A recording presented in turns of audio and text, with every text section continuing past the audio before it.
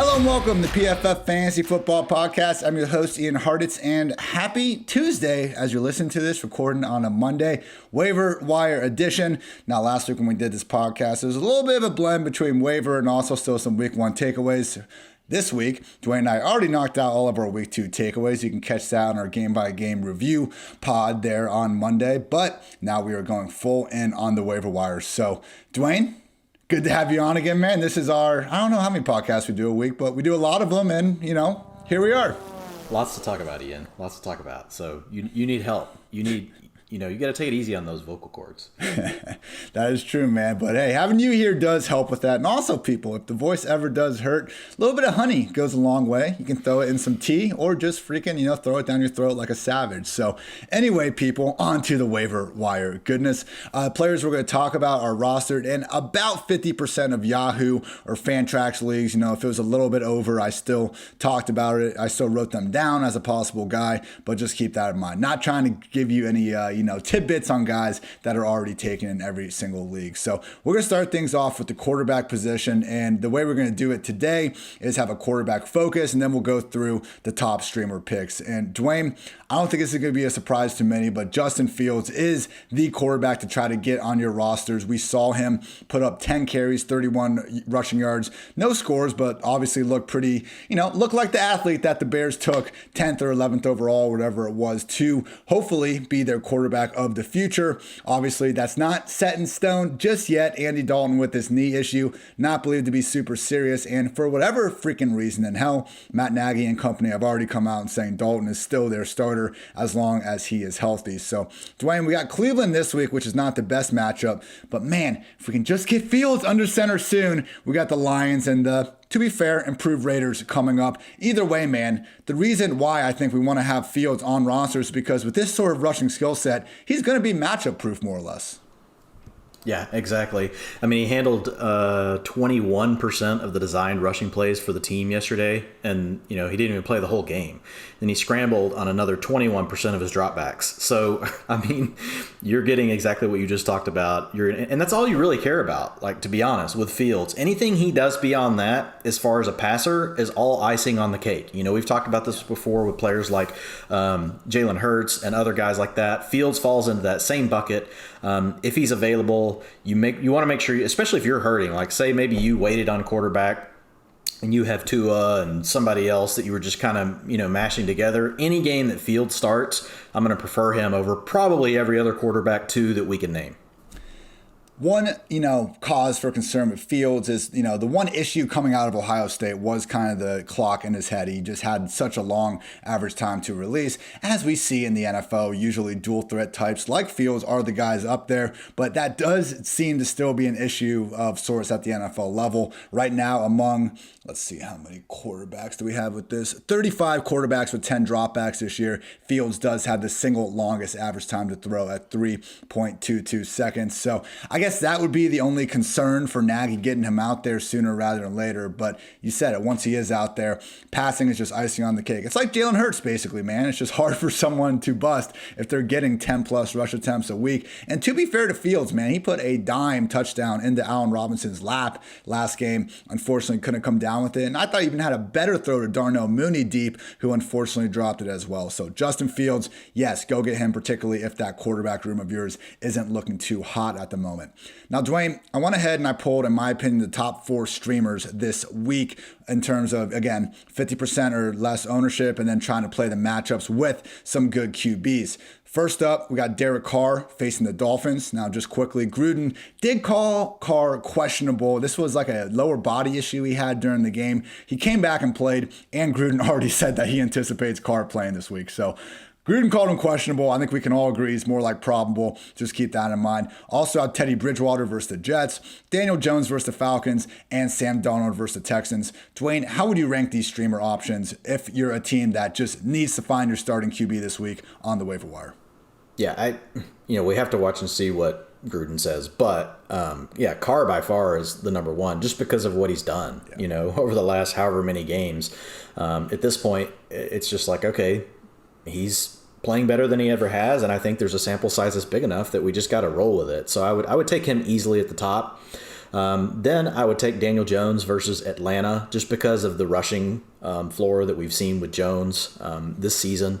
Then I would put Teddy Bridgewater and Sam Darnold in a bucket together, and you guys can coin flip so that you don't blame me whenever you lose this weekend. But I would personally lean to Darnold, but it's really close. I mean, the Broncos have their time of possessions #1 in the league. They've held the ball for over 62% of plays. So they've also played some really bad teams, and they're going to play another bad team. So the Broncos probably will hold the ball plenty again this next weekend. So Bridgewater is in a nice spot from that perspective. Few notes on these guys. You said it with Derek Carr. He's been a QB1 for his last 6 games. QB12, QB10, QB6, QB1, QB9, and most recently QB7 finishes in his last 6 fully healthy starts. Dude is absolutely balling out, and I invite those listening out there to check out Mike Renner's article on PFF.com where he talks about the influence that the Chiefs offense has had on the Raiders. He's very clear not to explicitly compare Carr to Mahomes. No one's doing that, but we can give this guy credit and Gruden and the entire Raiders offense for what they've been able to do, particularly to start this season against 2 very good defenses. With Teddy, I was surprised to see Dwain. Like, this is why I love going back and watching these games, because it leads you to ask, different questions like this. But Teddy Bridgewater is 5th in average target depth this year. So we can take those Teddy check down, slander nicknames over the years. Get them out of here. This dude is chucking the rock downfield, has turned in QB17 and QB10 performances. The Jets have played a little better. They haven't faced a deep ball-minded passer yet. But ultimately, I think I'm with you going Carr #1, Daniel Jones #2. After that, Darnold Bridgewater is a little more of a toss-up to me, but I don't disagree with what you're saying. I do think Houston's probably a softer matchup for the Jets. I guess with Daniel Jones, Dwain, like PFF, our passing grades, which don't always, directly correlate to fantasy production, but damn, 6th best quarterback so far through 2 weeks. He's turned in QB12 and QB4 performances. Despite the clapper, despite this offensive line, Daniel Jones is playing some good football, man. Well, yeah, and he's had some missed plays too. That could be even higher. Like, I can't remember. I think it was Slayton that dropped the ball on Thursday night. I mean, that was a touchdown. I mean, would have been a nice catch, but it's a catch that you would like to see Slayton make. So, yeah, I'm not like super bullish on Daniel Jones long term, but I think he's at least left the door open to say, okay, the conversation is still here to be had. But in fantasy land, when you're getting that type of rushing and you're gonna, we don't expect 90 yards, right, every week. But, I mean, if he's just going to give you 30, even if it just gives you 30 yards rushing, and he gives you a chance for a rushing touchdown on top of everything else, just kind of like what we talked about with Fields to a lesser extent, he's a player that's just going to make it hard for him to not finish in the top 12 each week when he's doing that. Yeah, and for Jones, he did have this brief stretch last year. I'm looking at his fantasy finishes right now. Pretty handy page on PFF.com if you guys want to go to it. It just lists, their fantasy finish as the row, and it's got the weeks in the column. So with that in mind, man, he had a stretch where he was QB11, QB15, QB25 dud, but then QB7. We all talked about how Kyler's shoulder injury really limited his rushing upside last year. The same thing happened to Daniel Jones with a hamstring injury. So as long as Jones is healthy, we do get a lot more rushing upside than most people, I think, would expect from the artist known as Danny Dimes. So again, people, guy you want to have on your roster is Justin Fields in terms of streamer land. Derek Carr #1, Daniel Jones #2. I'll give Dwain the nod and go Sam Darnold #3 and Teddy Bridgewater #4. Moving right along to running back. What we're going to do here is go through the big 5 running backs that I've seen most of, basically touted across the industry the most, and just see, hey, is it worth to go out and get these guys or not? So starting things off, we got James White. We knew losing Cam Newton was a positive with not having a scrambling guy under center. And we also knew that potentially getting this to be a 2-back backfield could help both James White and Damian Harris. Dwain, I mean, if we're in full PPR scoring, man, I think we're looking at yet another year where James White just continues to outperform the consensus rank. He's turned in RB25 and RB8 finishes in full PPR. This is before Monday Night Football. Maybe Swift and Jamal and Jones all go nuts again. But either way, the guy seems like he's a lock for 5+ receptions a game. Are you interested in White, or is there still just not enough upside for you to really go for it? Absolutely. Let's go. Yeah, absolutely. Cam Newton was the only reason we ever weren't in interested in James White, and that was really it. Yeah. He's the number 10 running back right now in PPR formats, period. So, he's 25-8 and he's 10th. Now, again, that's before tonight, but still, at worst case, he's going to be 13th after tonight's over. James White should not be on the wire. 20% of the targets so far this year. He's getting targeted 36% of the time that he's in a route. He owns 92% of the Patriots' long down and distance and 100% of their 2-minute offense. So he is locked in as they're passing down back, and they just don't have an alpha, receiver or tight end dominating, looks in the passing game. So, he continues to honestly be the most targeted Patriot out there. Like, he's being targeted more than, even some of the receivers. He's being targeted more than both of the tight ends. So, yeah, I like James White. I think he's a top 24 RB the rest of the way. Worst case, he's an RB3. In PPR formats. Is he going to give you those huge weeks, folks, where he's just going to win your league for you? No. But he's not going to give you the duds that we had to deal with when they had Cam Newton.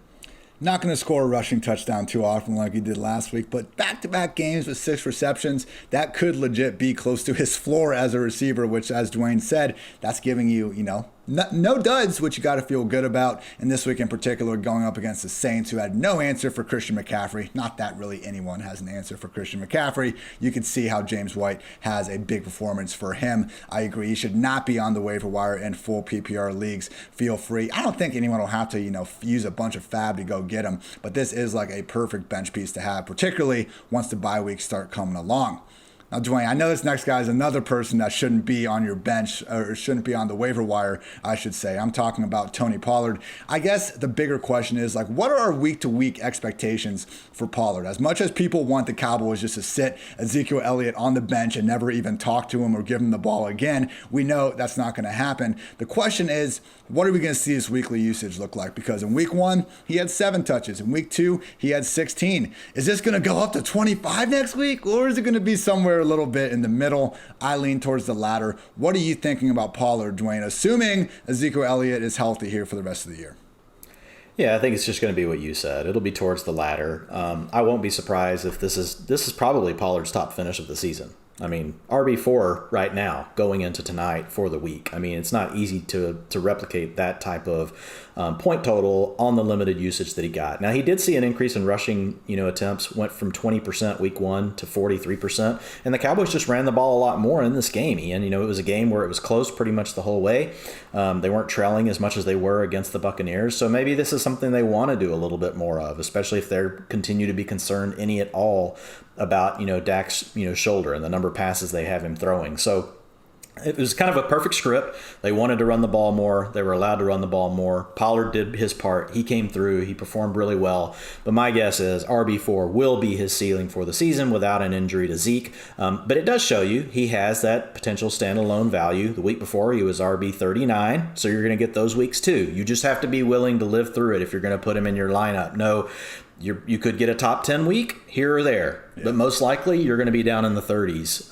But again, if you're forced into a decision where you've got a smaller roster and it's like, okay, I want to roster someone that could blow up or, at least give me flex value, potentially week to week, but you can live through the ups and downs, then Pollard's really the perfect guy because we know James White's not going to blow up into an RB1. Yeah. Pollard could do that. So part of it is how you constructed your team and just your mentality overall as a fantasy football player. Pollard is an ace in the hole if Zeke goes down. Single highest handcuff potential in the league. Now, we've only seen Zeke miss 1 game due to injury throughout his career. The dude is a freaking workhorse. But yeah, you could do a lot worse than someone that's at least proven it's possible for him to give you the spike week, even with a healthy Zeke. And again, ceiling is the freaking moon if something happens to Elliott. Now, this one's going to hurt because I love Cordarrelle Patterson. I love this player more than anyone else. But Dwain, I can't believe this happened last year, man. Everyone sees him have a good game and they start getting behind the waiver wire fun, the madness. Maybe it's just because people have to write these articles and they're saying, I'm going to write about 5 running backs a week. And so we have guys like Cordarrelle get hyped up maybe a little bit too much. I don't know, Dwain. 9 touches in week 1, 12 in week 2. The snaps were 33% each time. That's awesome. He scored 2 touchdowns last week. If anyone has watched this Falcons offense for 2 games, we should know that that's not going to be constant reality for these running backs. I don't think he's exactly blown Mike Davis out of the water. Like, this isn't a takeover situation for me. Dwain, why is the Falcons RB2 Like, just putting the name aside, why is the Falcons RB2 fetching so much damn interest on the waiver wire? Well, I think a lot of it is just because so many injuries, to all the different backs across the league. So people are scrambling. But I mean, Patterson looks good. He's not really grading well, like as a rusher. But I mean, he's nice in the passing game. So if you're playing in a PPR league, I think he could be someone that can help you on a week-to-week basis. I mean, if you look at, Patterson over just the last couple of weeks, he's getting more work than I thought he ever would. And I mean, he's at I was looking at the wrong thing. 34% of the snaps, then 33% of the snaps, 26% of the rushing attempts. That was up to 35% last week. Then his routes went from 25% to 31%, targets 6 and 15%. So yeah, like his usage isn't elite, but I mean, he's in that range where he's getting about a third of the backfield. So I mean, you could potentially use him. It's going to be larger formats where you're really going to want to target Patterson. To your point, Ian, like if I'm playing in a smaller league, like in an 8-team league or a 10-team league, I'm not going to go use very much fab on Cordarrelle Patterson. But if I'm playing in a 12-team league that has really deep benches and there's really nothing out there, there's not a James White, there's not a Tony Pollard, I'd be willing to put, somewhere like 5 to 10% of my fab onto Cordarrelle Patterson if I'm really hurting at my RB2 spot or I have nothing behind my RB2. Now, it's like you said, don't expect a takeover of the backfield, but he is getting enough work that I do think it makes him worth, putting a little bit of fab down on to see if you can get him. I am thinking about a few of my own teams where, how painful it's been to slot in A.J. Dillon or Zack Moss or one of these guys into the flex or RB2 spot after, the zero RB strategy isn't exactly paying off its rewards just yet. From that perspective, okay, but I just don't, there's no takeover happening.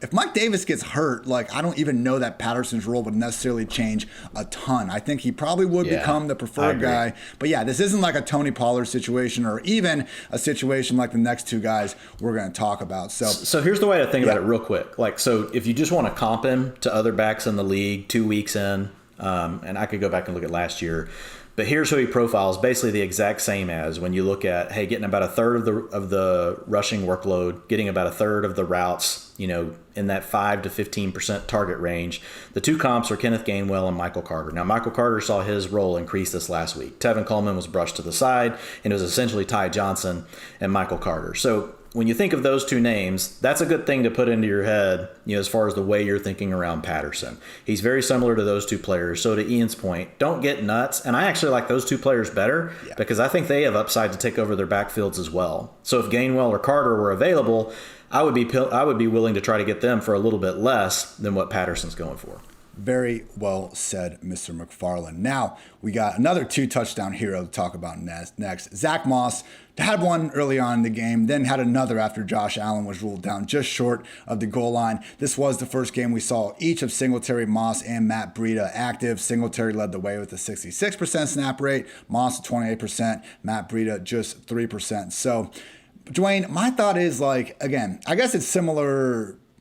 If you're in a deeper league and you want someone that can just give you 8 to 10 touches, that's fine. But we need to just rehash our expectations for Zack Moss and this backfield as a whole. The play behind Zack Moss in the offseason was based on the thought that he could take over, that he could have the role that Devin Singletary essentially has, that he's close to having right now. The role that Singletary had in week 1 was the role we're hoping for Moss to have. As long as all three of these guys are active, I just think it's going to be pretty hit or miss. We're going to continue to see one back probably flirt with RB3 value more weeks than not, but trying to guess who it is on a week-to-week basis is going to be difficult. So I'm thankful Moss isn't on the bench every week. All my best ball teams are thankful, I can tell you that much. But in terms of someone I'm actively trying to go after and redraft, he's fine if you had an injury and you need to get a couple touches here guaranteed. Again, though, just keep expectations in check. I think we're going to be hard-pressed to rank Moss higher than a low-end RB3 at the most, more weeks than not. Yeah, I mean, 28% of the snaps, like you said, 29% of the rushing attempts, 19% of the routes. That's terrible. Managed to get target on 7% of those. I mean, so you could say that's nice. Mainly, this is what Zack Moss is. He's going to carry the work, and he's going to handle the short down and distance. So that's second, third, and fourth down with 1 or 2 yards to go. He's going to handle a lot of the work inside the 5, but he's also going to have to share that with Josh Allen. Josh Allen doesn't have a rushing attempt yet this year inside the 5. He's going to have some. Yeah. So there's only really one on the team this year, and Zack Moss has it. He had it yesterday, and he scored a touchdown. And I could see them trying to protect Allen a little bit late in games, not get him banged up if they're winning, which is Zack Moss when he scored that shorter touchdown. That was later in the game. So that could be his role. But I just don't, I'm with you. I don't see putting a lot on Moss. I do think there's still a potential path that he could eventually take over Singletary, but Singletary's probably going to have to do something to hurt himself because he's looked pretty good so far. So I think the way they see it right now is, Singletary's the lead back because they want to throw all the time, and he's their passing downs back. When they decide they do need, some short yarders they want to pick up, they're going to let Moss come in. But other than that, he's not even really spelling Singletary that often. So Moss is a player that, like you said, you're never going to want to really put him in your lineup unless you're just unless you write us and tell us you're in a 32-team league. Okay, fine. Then he may get into your lineup. But in most typical formats, Zack Moss is going to make you pretty queasy if you've got to stick him in your lineup. So I like to think of him and approach him more as a stash type play versus someone that can really get me out of a jam heading into to next week. So it's a little difficult to necessarily rank these guys because I know it depends on your roster. It depends on how comfortable you are with, stashing someone, chasing upside, yada, yada, yada. With that said, though, Dwain, just generally with White, Pollard, Patterson, Moss, I'm kind of thinking for full PPR, White should be prioritized the most over Pollard? By far. Yeah. Yeah, I think so. And again, this does come down to your team. Like if you told Ian and I, I've got 3 running backs I love, and Pollard's on the wire and White's on the wire, I would pick up Tony Pollard. Yeah, that's fair. Yeah. But if you told me you have one running back you like and everything else is sitting on its upside and you're waiting on something to hit, then give me James White and let me plug him into my RB2 right now. Okay, that's the way that I would approach it. If I could find a way to get them both, I would. But as far as the way I would rank these in a fab percentage, now again, your league, how much your typical league mates put on fab and how closely they pay attention to this stuff. But in like medium-sized format leagues, so like 10-team leagues, a lot of you folks are in 10-team leagues. I would say in PPR, James White, if I was in that situation I just talked about, I'd be willing to put 20 to 25% of my fab on him just to lock down my RB2. I mean, I would be willing to get that done. I would be willing to put 20 to 25% on Pollard if I was in the other scenario we talked about. So again, it comes down to your construction, but I think both of those players are fine in that range. If your league never bids that much, then don't. Then you bid less. But you also know in some leagues, it's way more aggressive than that. So I trust you guys to be able to, adjust your the intensity, right, that you think you need to put on your fab. But that's about where I would put them. Whereas Patterson and Moss would be more in that 5 to 10% range, and for Moss probably closer to 5, Patterson maybe 6-7%. And again, it's like if I just need something to go in, but I do think Moss carries more long-term upside potential if the other back on his team got hurt. I agree with you, Ian, that if Mike Davis went down, I don't think Patterson takes over the full role. I think we would see Wayne Gallman come in and probably take over a lot of what Mike Davis leaves behind and see Patterson's role expand some. Agree with all those points, and I wanted to try to get that clarity there before we talk about the next guy. So this podcast, again, will be released Tuesday morning. I'm guessing because LA always has their freaking news coming out late because they're West Coasters and all that. We might get some, big news that makes this conversation a little bit irrelevant. But Sony Michel is the guy that's going to be on the top of a lot of waiver wire columns because Darrell Henderson left last game with a rib injury. We don't know how severe it was. Was he just, bruised up a little bit? Sony was running well, and Henderson could be back to the guy next week. Is he going to miss, multiple weeks? We don't know right now. But with that said, Dwain, Sony came in at the end, 10 carries, 46 yards. He looked good doing so, man. And I'm not saying Henderson didn't look good with the ball, but if Henderson is out, I'm confident that it's not going to be this 50-50 thing between Funk and Sony Michel necessarily, but I think Sony could more or less just take the same role Henderson had. Now, I want to hear some of your utilization stuff because it's not a guarantee Sony gets that pass down work, but man, Sony Michel, if we hear that Henderson is out, if he is missing weeks, Sony needs to rise to the top of this list, yeah? Yeah, for every week that Henderson misses, Sony is a potential RB1, in my opinion. So he handled 89. So once, Henderson was gone from the game, so Henderson suffered a rib injury on the 7th drive. So if you look at drives 8, 9, 10, and 11, I believe, it may have just been 3 drives. But over those final 3 or 4 drives, Michel handled 89% of the snaps, 100% of the rushing attempts, and he gobbled up all of the long down and distance work. So we don't know the severity of the Henderson rib injury. You've covered all that, but again, it's just a situation where RB1 potential every week that Henderson's out. And the other thing I like about this is it opens the door now for Michel.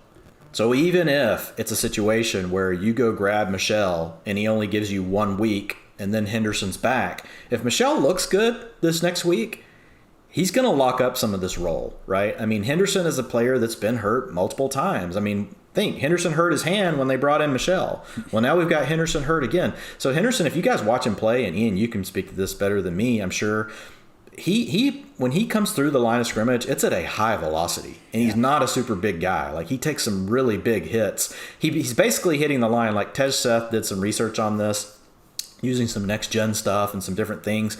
He's hitting the line of scrimmage as fast as Derrick Henry. He weighs like a third of Derrick Henry. So, when you got those linebackers coming downhill, when you got those Hartitz guys coming at you with that crazed look in their eye and they're just thumping you, I think it can be problematic. I don't have data to back this up and say, hey, guys that go through the line of scrimmage at that velocity are going to be more injury prone if they're lighter. It makes sense to me in my head, though, and because I love how aggressive Henderson runs, but I think it is an issue that we've seen from him for two years in a row now, and it makes him a very explosive player. He takes away a lot of angles from safeties and other defenders because he does hit the hole so quickly and fast. But when he gets hit, it's usually pretty violent. Well, and I mean, even if clearly his head coach agrees with you to some extent, for McVay to come out and say in the past that he likes Henderson, he doesn't like how Henderson can't stay healthy. So for me, Sony could have but he could have RB1 upside, if Henderson's going to be missing time. Even if Henderson comes back, though, if they're just happy with what Sony brought to the table, I could see McVay making this more of a 1A, 1B type situation compared to what we saw earlier in the year. So, and for those of you out there just saying Sony's dust, I'm not going to touch him. 2 points. Last year, he looked much better than he did in 2019 before the injury. And, more importantly, who cares what we think? It's what Sean McVay thinks. Was everyone just lining up after C.J. Anderson got signed at the end of 2018 saying, this is the running back that we needed to put in this system? Who cares he got cut by the Panthers and the Broncos in the past 12 months, but this is the guy that's really going to take advantage of McVay's scheme. No, chill out. Go get Sony Michel. We often know quite a bit less than I think we do with these coaches and their opinions on these sorts of players. Now, wide receiver. Just real quick on that one, just so folks know, because I know we get these sort of questions, but the way I would handle Sony, 12-team leagues with deep benches. So say you're in a league that has 20 players, on a roster. I think you're going to have to at least get to 30% to have a shot at Sony. In my article, I'm putting 20 to 30%, with you making adjustments on your own. In a typical 12-team league that maybe just has 15 spots on the roster, and maybe, there's a kicker and a defense included in that, 15 to 20% probably gets it done. 10-team leagues, probably 10 to 15%. And in an 8-team league, we're talking, around 5% is probably what it takes to get. Don't get nuts with it. But again, your roster. And just keep in mind the upside. Yes, there's downside. Darrell Henderson can be back this week, and you don't even get to use Sony this weekend. That's in the range of outcomes. So you got to look at your roster and know what you're okay with and how you've built it. But those would be the bands that I would use. And Dwain, you have a million FFPC teams. I know you're spending hours on the waiver wire every freaking Tuesday, Wednesday night. Typically, if you want a player, and let's say your recommended fab is 30%, shouldn't you kind of be putting 33, 34 there just to try to avoid the other people that have seen that 30% mark and are just going to always try to end it with a 0? Yeah, know your league mates, know your format. I never do it right at these. These are just meant to be guidelines. Okay. So, you can use some number in the range, or you can be slightly over, or you can look at this and also say, looking at my situation, if you feel you absolutely have to have a player, then you also know basically what you need to be over. Now, weird things happen, man. Like last week, we had Mostert go down. You had Sermon basically be a nothing, so everybody wanted to replace those 2 players. You have all these teams that built 0 RB or anchor RB that were needing backs. And Elijah Mitchell went for 90% of people's fab. And I recommended in this column, that 25 to 50% was the minimum it was probably going to take, depending on your league. So sometimes there are these crazy tsunami type, perfect storm situations that you got to really think through. I don't think that'll be the case with this one, but you have to again, it just goes back to understanding your league and knowing your league mates. So like when I look back now, I know why he went for so much and I feel good about my process that I used, but I should have made the bid amount even higher, on Elijah Mitchell last week, thinking through all those things. But I think this is about right for Michel. I like it. And yeah, I was using that 50% guideline to go after him in my main home league. And as I put the $50 in there, I was just like, hold on, I want to really make sure I get him. I was on a team with Sermon. And I said, you know what, let's not go 50. Let's go 53. Managed to beat out my good buddy Keith, who went 51. So, Keith, got your ass. Everyone else should go do that in their leagues at home as well. Moving on to wide receiver. So want to do a quick go get this guy, and then we have 5 guys that I think will be in a lot of waiver columns and we can go through buy or sell. But Sterling Shepard, people, like this is a guy that can, I think, supply weekly upside wide receiver 3 value at worst, but it might be getting to the point where we got to start looking long and hard at our top 24, particularly in full point per reception format. So this season, Sterling Shepard, wide receiver 9 and wide receiver 20 finishes.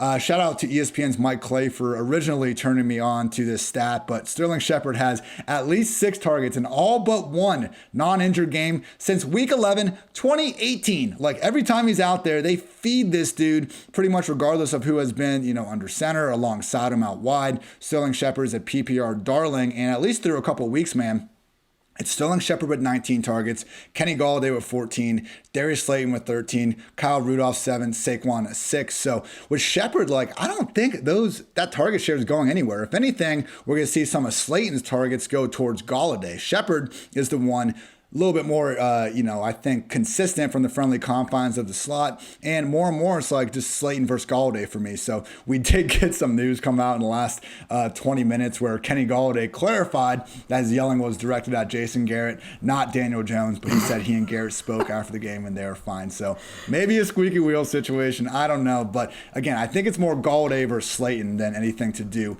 with Shepard. So Dwayne, you with me? We're I just think now we need to draw a line at wide receiver 30 at the lowest and just say, I need to find a way to get Shepard inside this. Well, I mean, he's been 9 and 20. He's 9 on the season. So yeah, I don't, I mean, he's being starting lineups. He's locked in as a wide receiver 3. Yeah. And he's shown that he can give you upside from there, and you probably don't have a lot of downside. I do expect the other guys to get involved a little bit more. I do expect Golladay to start to get more as well. But I think there's enough room for 2 of these players, to eat in the offense. I don't expect Slayton to be enough of something to really take away from what Golladay and Shepard could do. The guy I would worry about a little bit more when he returns would be Evan Ingram. But I don't know how close we are to that. So I think things get a little bit more distributed if that were to occur. I mean, we know Kadarius Toney, he isn't doing anything. Guy, I think he can barely make it to a meeting. So I don't think he even knows what a hook route or a slant or any of those things are. So I don't think he's really a threat. But I think Shepard, has got to be in the top 2 of the pecking order, for the rest of the season. We could see it get a little bit more spread out, but yeah, he shouldn't be on wires, first of all. Nathan Yonke only says 4 words at Pro Football Focus, and it's Austin Eckler. Those are 2 of his words, and his other 2 words are Sterling Shepard. So if you guys listen to Nathan Yonke, you already gobbled up Sterling Shepard last week, and you're like, why are you guys telling me about this? Nathan already had me covered. That's good. I hope most people's reaction are I already have Shepard. Thanks for wasting my time, Ian and Dwayne. So hopefully that's it. And again, that's why I put that, 50% qualifier to start. Before I move on, though, I just wanted to say, this has been my favorite Roto World blurb of the season, courtesy of at RotoPat, Patrick Daughtery, who is as hilarious in real life as he is on Twitter. But Pat ended his Sterling Shepard blurb in week 2 with the following. Shepard continuing to lead the Giants in targets nevertheless makes too much sense. He is the perfect conservative option for a conservative quarterback taking plays from a conservative offensive coordinator, working for a conservative coach employed by a conservative general manager, cashing checks from a conservative owner. Bravo, RotoPat, blurb of the year candidate already. Now, Dwayne, we'll go through some buy or sell guys. Again, if you have recommended fab stuff for these guys, great, but these are the guys that I think are going to be popping up in a lot more waiver wire articles. So we'll kind of rank where we think they should be going. Not necessarily guys you need to get, but hey, maybe we'll find out as we go through it. And first up is Elijah Moore. we're not doubting his talent, but at the same time, Dwain, we were talking about this on the recap pod. It's not great seeing this usage. I mean, we have more. We have Corey Davis. Braxton Berrios is getting 7 catches for no reason. Jeff Smith is out there catching the best throw from Zach Wilson all game. Keelan Cole was there, and Jamison Crowder's going to be back soon. Hey, maybe Denzel Mims finds a way out of the doghouse. So even if Elijah Moore is the most talented receiver in New York, which I don't know if that's a guarantee, Corey Davis, very good in his own right, is there enough rhyme and reason to this pecking order to really go through with it, particularly after some of Zach Wilson's struggles? So thoughts on Elijah Moore, and if you're starting to wonder if maybe there's a little too much preseason hype, or are we just in the calm before the storm, and let's get to it. Man, it's just mostly about the team. Like, I love the utilization, 85% and 81% of the routes, for a guy that we like his talent. 12% of the targets, and that jumped to 26% this last week. Targets per route jumped from 10% to 23%. So I think there's going to be a situation where there's an odd player out every single week. We won't know if it's Moore, we won't know if it's Davis, or whoever's playing in the slot. And it's in an offense that's not very good. So he's not a player that you really want to have in your starting lineups, but I absolutely still want Moore as a stash play, Ian. And hopefully their offensive line will start to get, healthier. Becton's probably out another 3 to 4 games. They really need him back. He had a dislocated kneecap after week 1. Sounds very painful. Get well soon. And from Moore's standpoint, I mean, if you're in a deeper format, I mean, obviously you're just not letting him go. If you're in an 8-team league, you could probably let Elijah Moore go and gobble him back up, right, if he starts to go again. So it just depends on the format. But if the deeper the format, the more likely it is. Like in my FFPC stuff, there's no way I'm never dropping Elijah Moore. He can die on my roster. Don't take that the wrong way. But I'm not letting anyone else have him, is all I'm saying, people. So don't come back and at me with, oh, my God, Dwain, you can't say things like that on a podcast. You're right. I shouldn't have said it there. Oh, you're good, brother. And Elijah, man, I guess, for me, again, we don't have unlimited bench spots. So for Elijah, do we take someone like him that has the chance for better best case optimization, or do we take someone like Rondale Moore, who is out here averaging the 2nd most yards per route run in the NFL, but unfortunately still kind of looking like his own offense's number 4 wide receiver, at least in terms of total usage? So overall thoughts on Rondale, and then straight up, Elijah Moore or Rondale Moore?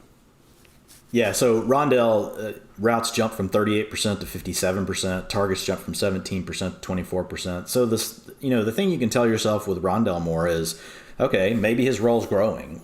2 data points don't necessarily make a trend, but it's all we have right now, and we know how this goes. You're forced into making these kind of decisions early in the year. You can't just sit back and wait, because your league, it only takes one person in your league, and they're going to make the decision for you. So you've got to determine, is that enough in your mind to really mean that you think his role is going to continue to expand? And if you think the answer to that is yes, if Rondale Moore could somehow get to 65-70% of the routes in an offense that I could say is 1,000% better than the Jets, then you would probably lean to Rondale Moore. However, if you think that Rondale Moore probably is capped out around 60% of the routes, then I would still lean to Elijah Moore, because I just want the player that I still think is explosive, and I think it's an offense that can only go up from where it was this last weekend, and I don't want to overweight, right, how bad a rookie quarterback looked against the Patriots, because we've seen that kind of thing before. So I'm trying to not let that data point completely scare me off of Elijah Moore. So I think it comes down to, how do you answer that question? My belief, Ian, and I don't know what your thought is, but look, Christian Kirk has the slot spot locked up. He took almost all of his routes from the slot again. So the main way Rondale Moore is getting on the field is he rotates in for Kirk or for A.J. Green a little. But when they use more 10 personnel, that opens the door to get him out there more. So I think this is a number that, while we saw it increase, and I am excited about it, and I do think he's a player, it's enough for me to say, hey, he should be on a lot of rosters. He really shouldn't be free except in 18 leagues. Otherwise, he should probably be rostered most of the time. He's too under rostered. And in that situation, you want to have him on a roster, but I still don't feel super comfortable, Ian, getting him in a lineup. I think that it's going to be more of an up and down as far as how those routes look over time. Yes. With Moore, my exact notes I had written down. Where is the featured role coming from? They love A.J. Green. Obviously, Hopkins is staying. Kirk has played well. Rondale had the long touchdown. That was a rare occurrence where we should kind of look at it skeptically, though. You're not going to see giant broken coverage plays like that all that often. So he is getting fed some design touches. I mean, it was great to see before halftime when they needed some chunk gains. They were just like, let's get the ball to Rondale short, let him work his magic. But yeah, in terms of overall season upside, like if we're just looking at it from a target perspective, from similar talents, I do think Elijah might have the moon a little bit more in his sights. Now, a couple teammate duos, Emmanuel Sanders and Cole Beasley. Dwayne, don't look now. We're not doing the panic alarms just yet. Josh Allen not playing very well through a couple weeks, and we even had, some haters, you might say, from PFF put together some stats, and yes, I'm talking about PFF Steve. And a little bit damning here, Dwayne. In 2018, Josh Allen's passing grade was 58. In 2019, it was 61.4. In 2020, it was 87.9. Through 2 games in 2021, 59.3. We are seeing Josh Allen look much more like the guy we saw the first 2 years in the league as opposed to 2020. Now, with Josh running around the way he does, like he's fine as a fantasy asset, obviously. Stephon Diggs is fine. Are we positive that there's a number 2 wide receiver in this offense to be had, though, Dwayne? Because Manny Sanders, Beasley, even Gabriel Davis, they're all, I think, great players. I think describes them all. The problem is, if they're not getting dominant targets and if they're not getting a dominant QB, are they worth really going after? Yeah, I think that's the big question. I mean, I'm looking at where we are so far through 2 games and thinking that Allen's still going to end up being fine. You know, I could be wrong, but that's the way that I'm approaching it. And when I look at the team, I mean, they're running a ton of plays. They throw the ball a lot. So they do all the things I really want. We just need Allen to take a step forward. So at this point early in the season, and in 5 weeks from now, we could think differently. If this is all we've seen, at some point you just have to be like, okay, well, Allen's fine, like you said, Diggs is fine, but we don't really need to bother with these other players. But right now, all the ingredients are there. Obviously, Allen's a huge part, right, of getting that recipe right. But everything else looks right to me. So we just need to see Allen play a little better. And if he can, that's going to open up some more opportunity for these other players. I mean, if you look at it right now, like Emmanuel Sanders, he's been out there for 94 and 86% of the routes. Beasley, 98% and 76%, so 90% on the season. I mean, these players are going to have plenty of nice weeks, wide receiver 3 type weeks, as long as Allen can get back in form. So I like these type of players, Ian, because I can get them for nothing. And I don't even have to start them, Like I could just pick them up for like the absolute minimum amount of fab allocation, set them there, and then all of a sudden, because nobody's going to want them this week. And next week, if Allen goes off, they'll be the players everyone is going nuts about, and you'll already have them. And it's really simple. You're just watching for one thing. You just want to see, does Josh Allen look better? And it makes your decision really easy in a couple of weeks from now, whether you just let him go or you let him hang around, because all you need is for Allen to be playing well because everything else is in place. Yeah, and looking at the schedule, starting off with the Steelers was tough. The Dolphins probably had the single best pair of outside cornerbacks in the league in Xavier Howard and Byron Jones. Coming forward, though, we got a Washington football team defense that hasn't looked as dominant as last year. The Houston Texans, likely shootout against the Chiefs, and then the Titans before the bye. This could certainly look like a silly conversation to be worried about here in a few weeks by the time November and October roll around. Another pair of teammates, Bryan Edwards, Henry Ruggs.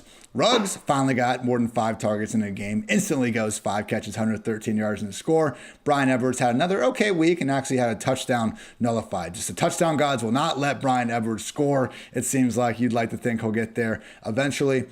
Dwayne, who do you lean towards out of this crew? Because we have Derek Carr's 2 wide receivers. We know Darren Waller's number 1 pass game option. But clearly Carr, if he's going to keep throwing for 300 yards into perpetuity, there's going to be more than one relevant pass game option more weeks than not. I'm kind of leaning towards Ruggs because, hey, if we're getting 1 or 2 of these deep shots per game, that to me is a little more valuable than Edwards hopefully finding the end zone, because I think Ruggs has similar kind of upside with that. But I want to get your thoughts here because we have 2 receivers seemingly interchangeable during the course of any given week in terms of who's going to be featured ahead of the other. I think it comes down to who do you think has more upside? Yeah, I slightly lean to Edwards, but it's really close. I mean, Edwards was out there 86% of the routes this last week, 76% for Ruggs. So Edwards has led in routes both weeks versus Ruggs. So I think both players, to your point, carry some upside. They both have, they both profiled, in their own way, as being talented. I mean, even if you don't like Ruggs, they do have a first-round pick put they have a first round draft capital in him, and they're going to want to see what he can do. So, I mean, he's insulated in that way. So I think they're both fine. I prefer Bryan Edwards a little bit more, just based on the research that I've done on the two players. But Ruggs should be rostered, in most leagues. He's going to be available in your 8-team leagues, in your shallow 10-team leagues. But once you get past that, he should probably be on the bench somewhere. Ranking these guys real quick, I think we agreed that pure upside, we're looking for Elijah Moore over Rondale. After that, do you want the Bills receivers over the Raiders receivers? This one comes down to roster construction for me as well. I think that Bryan Edwards carries, and Ruggs potentially carry better upside, right, than the two Bills receivers. But the two Bills receivers it's kind of like back to the James White versus Tony Pollard thing. A little bit of a higher floor for the Bills guys, yeah. Yes, I think they have a little bit of a higher floor. And that's not to say they don't have any upside, because if Josh Allen gets going, and you have the offense that passes more than any other in the league, and you get to be one of the top 3 targets on it, you're going to have some big weeks. We saw it with John Brown last year when he was healthy. He could have those weeks. We saw it with Cole Beasley last year where he was, he had weeks where he was in the top 6, receivers. So it's not to say they can't have any upside. But if I look at when I look at the Raiders, it's like, hey, could one of these guys potentially turn into, behind Darren Waller, really the other guy that Carr trusts all the time? Now they're going to throw the ball a little bit less than what the Bills are. So maybe I'm thinking about it wrong, but that's the way that I would process the information as far as what I think I need to do with my roster. Last point I want to make at wide receiver. KJ Osborne has now had, basically gone from a guy that I barely even knew to start the season, and now he's had back-to-back pretty great weeks. So would just note, he had that 64-yard touchdown to start, week 2 off. That was right there with Rondale Moore's touchdown. That was just complete blown coverage. So I'm not necessarily dinging him for it. Good job. You caught the pass and got in the end zone. I'm also not, throwing him up the ranks and saying, wow, this Osborne guy really has what it takes. I don't know, man. D.D. Westbrook could be more involved. This is still an offense expected to go through Jefferson and Thielen. We haven't seen one of these Kirk Cousins, 15 pass attempt games yet. KJ Osborne isn't someone we need to be concerned with, right? No, not yet. I liked him in DFS yesterday when I had to pivot off of Dak when nothing in my early slate hit. So I just went all contrarian in the second half, and I went Kirk Cousins, Osborne, and JJ. And then I had some Thielen team. So it was nice. Out of the gate, I was like, oh, there's a double up. I'll take it. But yeah, I don't think it's something. And here's the other thing. Look, this team is having to run more 11 personnel because the game scripts have been different. And then number 2, they just don't have the guys to play 12 personnel anymore. I mean, whenever you've got, Chris Herndon and Tyler Conklin, you're just not going to run 12 as much as you did with Kyle Rudolph and Irv Smith. So I do think there's going to be more routes in play for Osborne. Like you said, we'll see what happens with some of the other guys as they work their way back into the lineup. But Osborne is a player right now that's just tough to get into starting lineups in this particular offense, because we also know they're willing to just go super conservative. Like we talked about it last night on the pod. Kirk Cousins, out of the gate, had 120 yards and 3 touchdowns. Then you looked up 2 quarters later, he had 119 yards and 3 touchdowns. Somehow he had a yard less, than what he had 2 quarters before. So it's not necessarily a team that wants to keep the foot on the accelerator. I just think in the passing game, the passing tree is really 2 players on this team. I don't really want to own the third.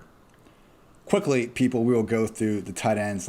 If you're expecting to find just a no doubt tight end 1 on the waiver wire, you must be new to this game. With that said, I know sometimes people need a prayer. I identified a couple guys I think could help you out. We got Tyler Conklin versus Seahawks. I think you're hoping he scores on one of his 4 targets. We got Austin Hooper versus the Bears. Hey, right now, Beckham might be back. Reports are indicating that he's getting closer. Jarvis Landry has the knee injury.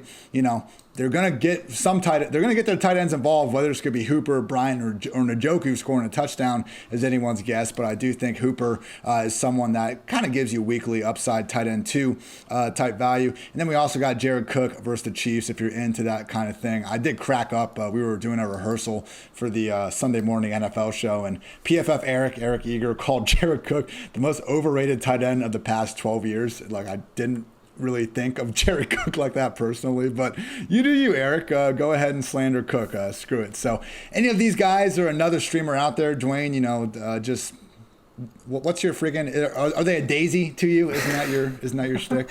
You're a daisy if you do. I mean, look, it is what it is. It's like you said, these are streaming options. I thought Cook was, he looks decent against Dallas, but he always looks decent against Dallas. That's true. So a couple names just keep an eye on. Jack Doyle got up to 84% of the routes yesterday, so he looks to really just kind of be the guy taking over for the Colts. Not that you really want to own many pieces from the Colts, but he was targeted 22% of the time.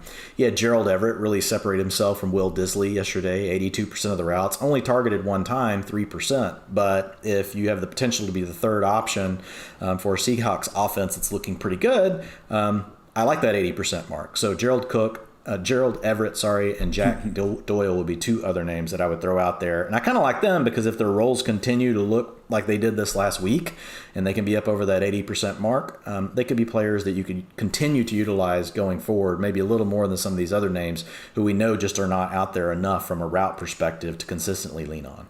Definitely Gerald Everett over all those guys. He was someone I saw with like more of a 60-something percent rostership. So definitely with you on that. With Doyle, hey, maybe keep an eye on Carson Wentz having 2 ankle injuries to deal with. I do think that Colts passing game, more often than not, the answer is just no.